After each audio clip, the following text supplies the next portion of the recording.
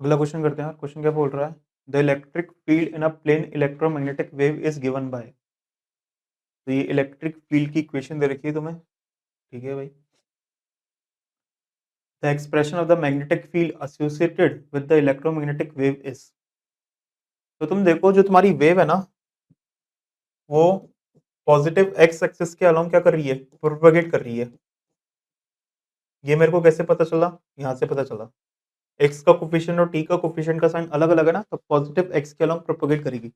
और electric field जो तुम्हारा डिस्टर्बेंस क्रिएट कर रहा है, जो ऑसिलेट कर रहा है ना, वो वाई एक्सिस के अलोंग कर रहा है। ये मेरे को कैसे पता चला? यहाँ पर तुम देखो, ई और सब स्क्रिप्ट में वाई लिखा हुआ है, तो ऐसे पता चला।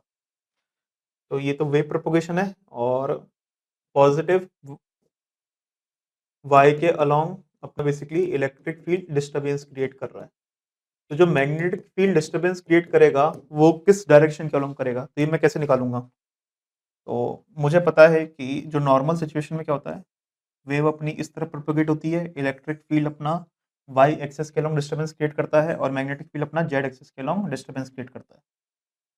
तो ये वेव प्रोपेगेशन का है, ये इलेक्ट्रिक फील्ड के डिस्टर्बेंस का है, ये मैग्नेटिक फील्ड के डिस्टर्बेंस का है। तो मैं ऐसे लिख सकता हूँ ना, अगर मेरे को बी कैप के अलोंग कोई अगर वेक्टर निकालना है, तो जो बी कैप के अलोंग वेक्टर कैसे निकालूंगा मैं? तो जो बी कैप जो होगा ना, वो बेसिकली सी कैप क्रॉस ई कैप के पैरेलल होगा। तो जब मैं सी कैप क्रॉस ई कैप करूंगा, मतलब एक तरीके से आई कैप क्रॉस जे कैप करूंगा, तो क्या आएगा? के कैप आएगा। तो जो मैग्नेटिक फील्ड जो डिस्टर्बेंस क्रिएट कर रहा है ना, वो जेड एक्सिस के अलोंग कर रहा है। इसलिए ऑप्शन 3 और ऑप्शन 4 तो अपन के आंसर नहीं होंगे, सब स्क्रिप्ट में जेड आना चाहिए। ठीक है, अब सबसे पहले अपन निकालते हैं कि जो वेव स्पीड है ना, वो कितनी होगी। तो वेव स्पीड क्या होगी अपने पास?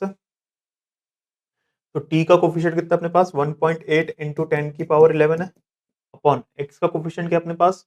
0.6 इंटू 10 की पावर 3 है। तो मेरे हिसाब से क्या आ गया अपने पास? ये 3 इंटू 10 की पावर 8 मीटर पर सेकेंड।